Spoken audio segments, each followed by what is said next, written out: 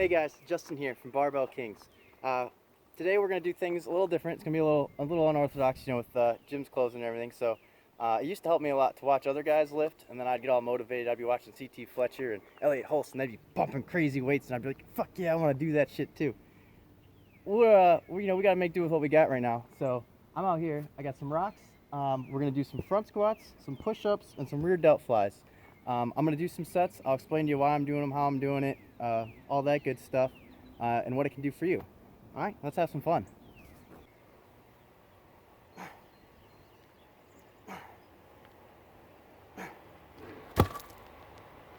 All right, so we're doing the front squat, searcher squats first. The thing you want to focus on is, this is targeting your quads. So I'll keep the weight in two different places. Excuse me, sir. I'm trying to make a video here. I'll keep the weight in two different places. Either post it up on my chest like you would a barbell in a regular front squat, or I'll grab it in like a zercher. But either way, you're still working the front quads there. And we're doing 10 sets of 10. I'm not a big fan of German volume training methods, but right now don't have any heavy weights. I like going with heavy weights, low reps, high sets. That's my go-to for strength. But right now we're just trying to make gains any way we can. So we're gonna get it.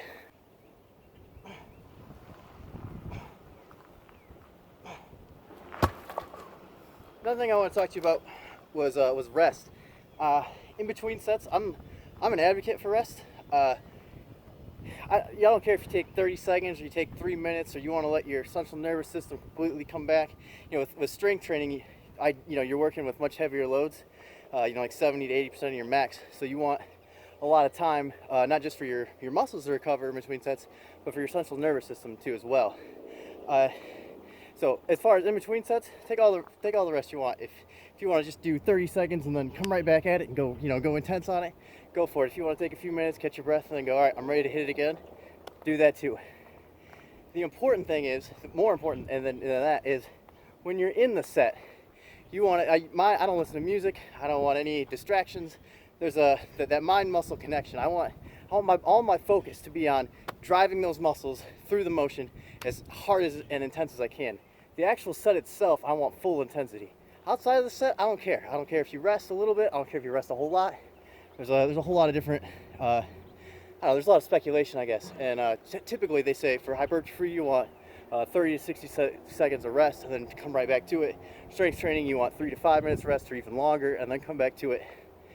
The only thing I want you to focus on is when you're in that set, hitting it fucking hard. Just all your focus, all your energy needs to be on driving those muscles, feeling those muscles work. You got it?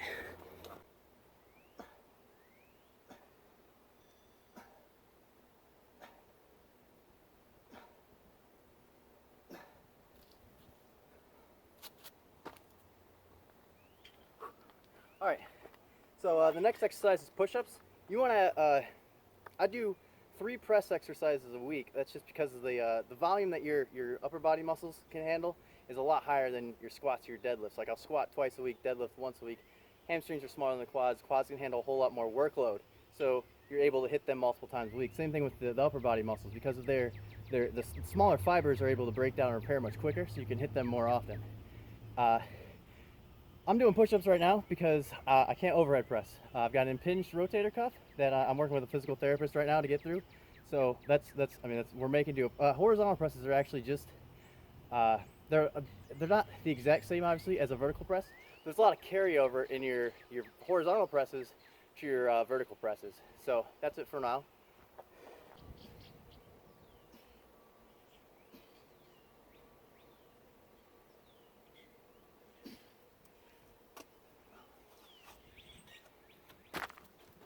I want to give you guys a little tip.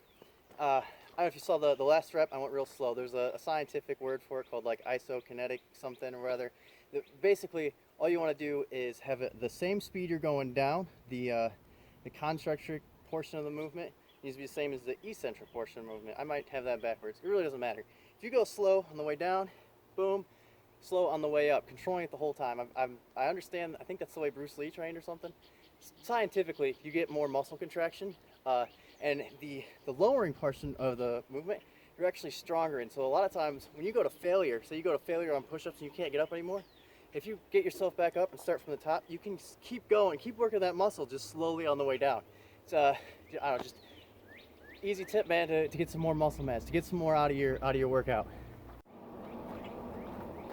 All right, last exercise of the day is the rear delt flies. All I'm gonna do, this movement gets messed up a lot, so I'm gonna show you and I'm gonna walk through you with this real quick. My palms are gonna face each other. I'm taking 2 bricks here, boom, real easy, and I'm pulling back. I'm coming down, pulling back.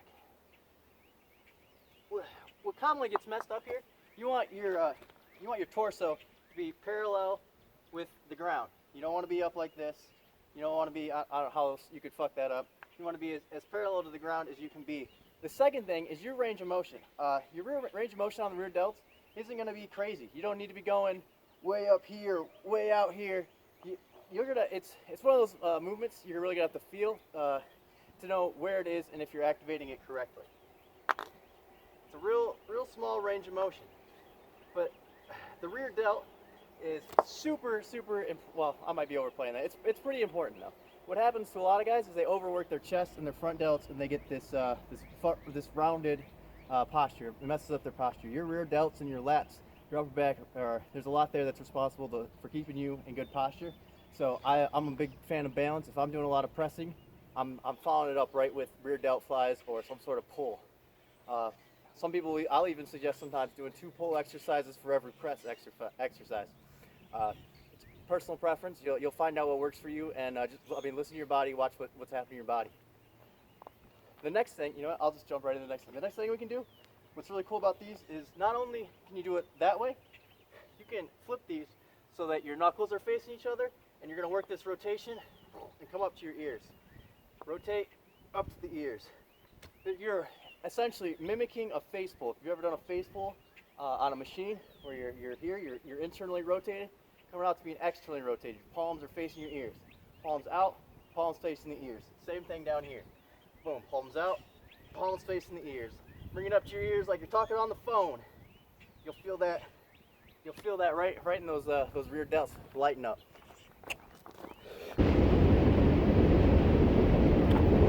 Last thing I wanted to show, is that my gut is pretty much on my quads. I'm real parallel with the ground. I don't know if my earlier demonstration showed that as much. Also, if you don't have stones, how long is a fucking train gonna be? Okay, train's gone. I can continue. I was gonna say there. Last thing, if you don't have stones, you're like, Justin, how the fuck am I going to do this? I don't have this stuff. No, most people don't have this in their backyard, actually. Go to Home Depot, go to Lowe's, get a duffel bag, throw some sandbags in it, duct tape it up, you're good to go. You got a sandbag that's heavy. You could probably even add weight, decrease weight, whatever, for less than $50, and you could do literally all the same stuff I'm doing here, probably even more. And you have a little more variety too, because you can change the weight as you need. Oh, hey, it's a P&W guy. All right, take care, guys.